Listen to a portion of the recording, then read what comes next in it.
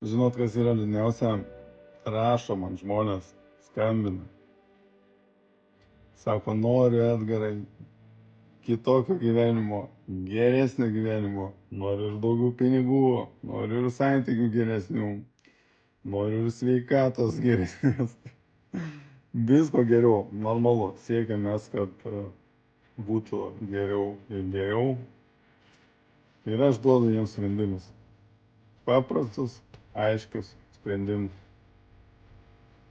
Tačiau jie nesiima veiksmų, nori keistis, bet nenori nieko naujo daryti, nieko kito nenori daryti. Čia yra liūdna, nes ne taip viskas veikia.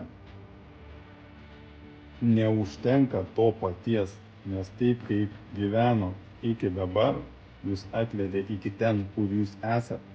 Ir jeigu jūs norit gyventi kitaip, jūs turit iš principo pradėti elgtis kitaip. Nes daryti tą patį ir tikėtis kito rezultato yra išprotėjimas. Tai va, man yra liūdna. Žmonės nori, bet nenori.